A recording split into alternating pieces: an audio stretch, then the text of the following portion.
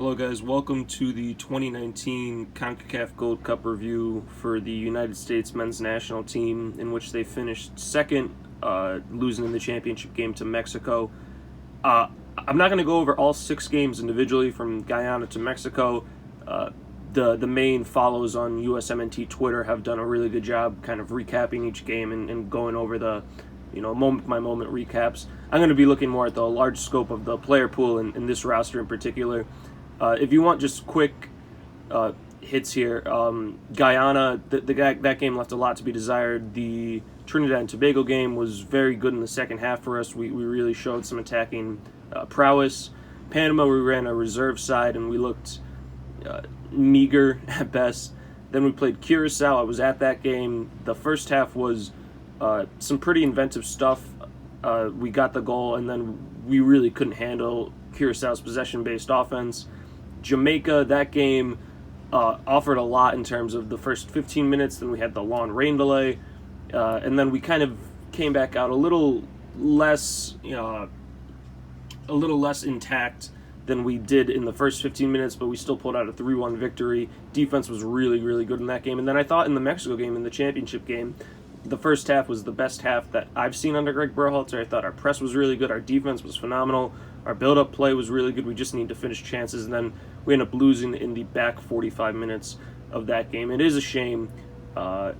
Mexico don't have their best side. They're obviously missing the likes of, Chucky Lozano, Carlos Vela, other important players to that side. We're missing, the likes of Tyler Adams and Jonathan Brooks, DeAndre Yedlin. We didn't have access because of the U20 World Cup to the likes of Tim Weah and Paxton Pomykal, guys that I thought could have really helped this current World Cup roster.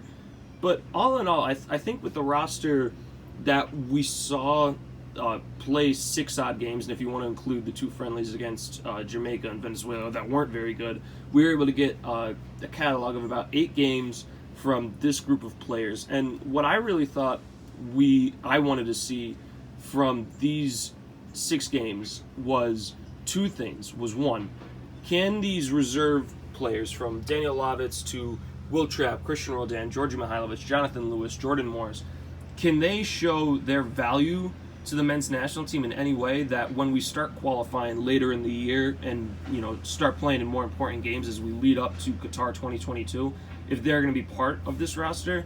And then really, because there was no Tyler Adams, because there was no John Anthony Brooks or DeAndre Yedlin to a lesser degree, I just wanted to see Christian Pulisic and Weston McKennie play some significant minutes and really take the reins of this team, and they did that. That was probably the one big plus from this entire tournament. I know Weston McKennie had a very hit-or-miss campaign over these last 6 games in terms of defense, and when the midfield was shut down due to various pressing reasons, tactical switches from the likes of Mexico and Curacao, he wasn't as good. But man, when he was on the ball, he was arguably better than Christian Pulisic. He was finding great passing lanes. He was making really intelligent runs, laying off when he needed to lay off, making deep backline testing passes when he needed to. He walks away with 2 goals, and I don't know how many assists, but he played so many key passes that I would assume he had more than Pulisic just watching every minute of the Gold Cup. That being said, Christian Pulisic was, I thought, phenomenal throughout this entire tournament. He was really clinical in his finishes. The skills are speak for themselves early in the tournament, and then I thought his positioning later in the tournament really stood out for me.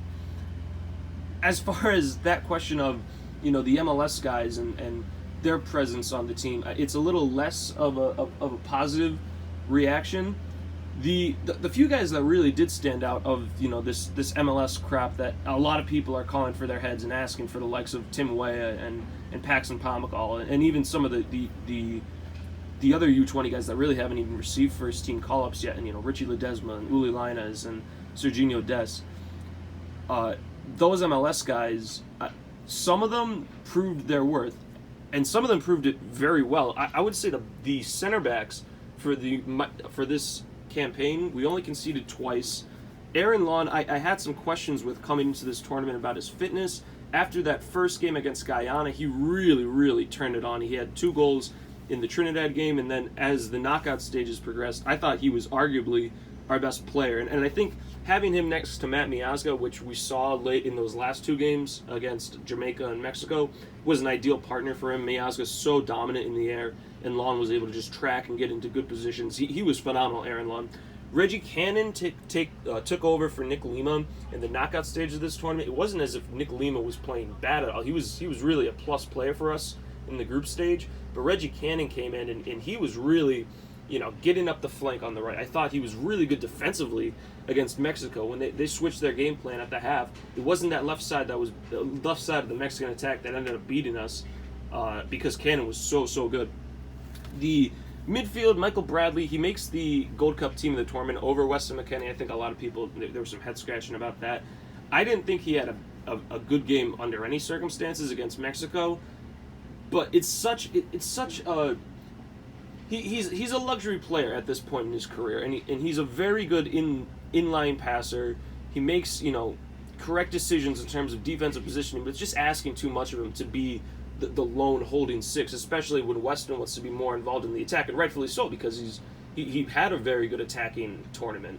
Bradley just kind of left on an island. He shouldn't be the starting six. He should be a guy that either comes off the bench as a guy to really stabilize the midfield in terms of possession, or he should be starting alongside a guy like Tyler Adams, who again wasn't available for this tournament due to injury.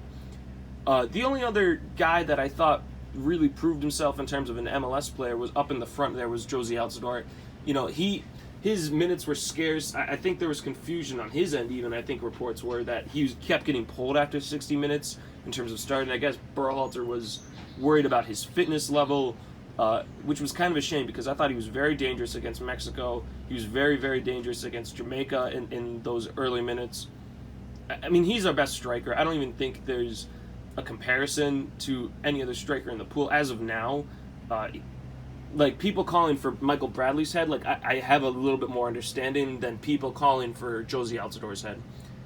Also being said, I mean, Paul Arriola wasn't terrible. He actually formed a really nice relationship with Christian Pulisic on that left-hand side. If that's what it's going to take to really open up Christian's game like we saw in the tournament at various times, then I'm fine with Paul playing. And even Jordan Morris had his moments in terms of, he's a very good presser. He allowed Reggie Cannon and Nick Lima to really come up that right flank, and he kind of peeled in towards the inside. Those guys I didn't really have, a problem with in terms of them being on the roster. Like, those guys project as key depth players, and I'm talking about Paul Arriola and Jordan Morris and Michael Bradley and even, Walker Zimmerman to an extent, who, lost his starting job to Matt Miazga late in the tournament, but he didn't concede a goal the entire tournament, Walker Zimmerman. The problem that I had, and I thought we'd have coming into this tournament, was the guys that were backing our guys up, and it was most evident in the final against Mexico. Daniel Lovitz comes in. He's our third sub. I bet Berhalter wishes that was Anthony Robinson late in that game. Robinson could have gotten up the flank and played in better balls. Christian Rodin we had come in as kind of like a pressing right winger. When our midfield really needed some stabilization, I bet he would have liked to have Darlington Nagbe. And even, a guy like Jonathan Lewis here who, I'm not going to make a big fuss about him. He's still under, 22 years old? He just made a transfer move over. But then if, all those extenuating circumstances, why is he on the roster over a guy like, Jonathan Amon? And then the big one is obviously Jazzy Zardes. USMNT Twitter has gone on tirade after tirade, talking about why is Jazzy Zardes on this roster. I'm no different. I see some of the value. I actually think he showed his value more than any other game in the Mexico game when he came on in the 60th minute. Our press did get substantially better, but maybe that was just because, we could have brought anybody with fresh legs on to play striker and our press would have been better.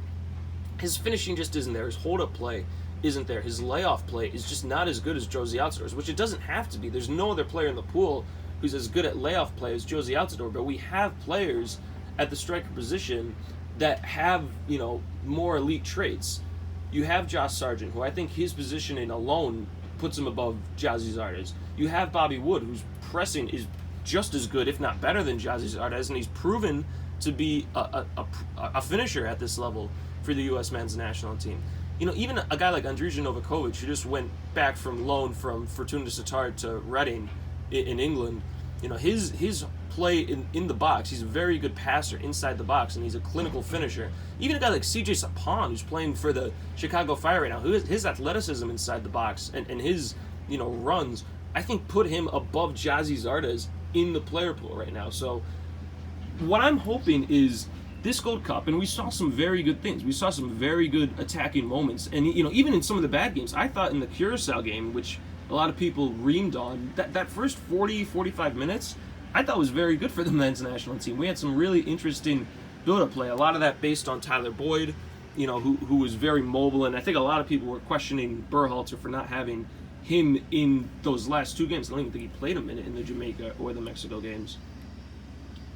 But the build-up play was fine, but this player pool, even if you take out the guys that are, were at the U20 World Cup, so we don't have Tim Weah and we don't have Paxton Pomykal, and you take out all the injured guys and John Brooks and DeAndre Edlin and obviously Tyler Adams, even from the player pool that we had to pick from, there were better options, and it just feels like we were too, handcuffed by some of the guys on our bench, and I thought, in terms of the large scope of what this means for the rest of the Greg Berhalter era, two things. We need to be able to funnel into our midfield and funnel into our dangerous players in Weston McKennie and Christian Pulisic better.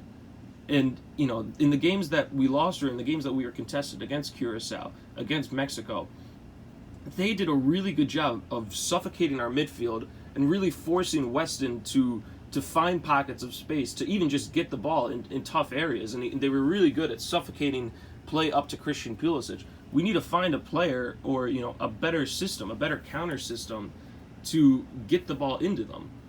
And we saw good things in terms of, switching game plans.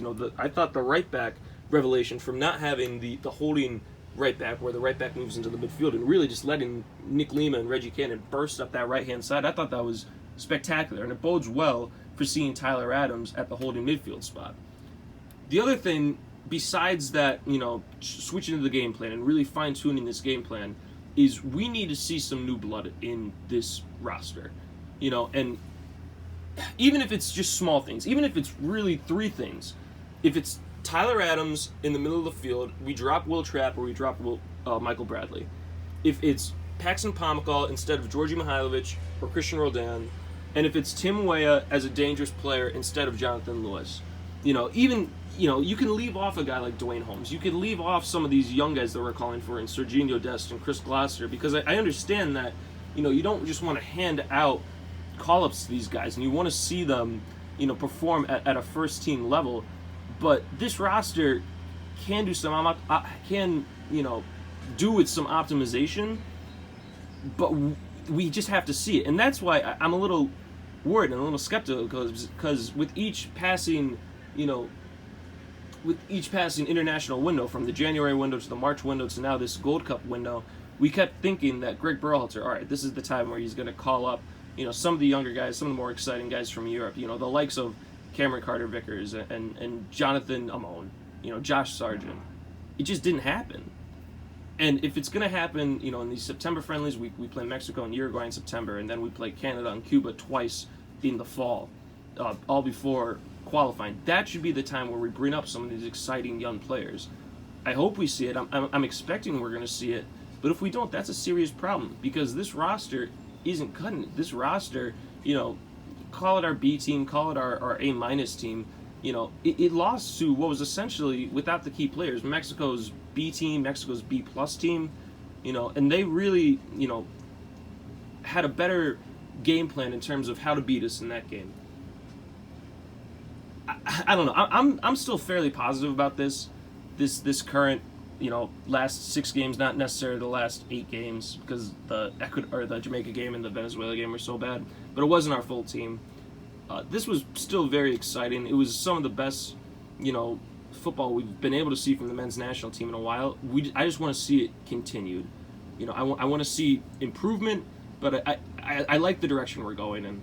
And I hope you, if you're a fan of the men's national team, to see that as well. Also, shout out to the women for winning the World Cup. Really excellent job on their part. Hope you have a good day.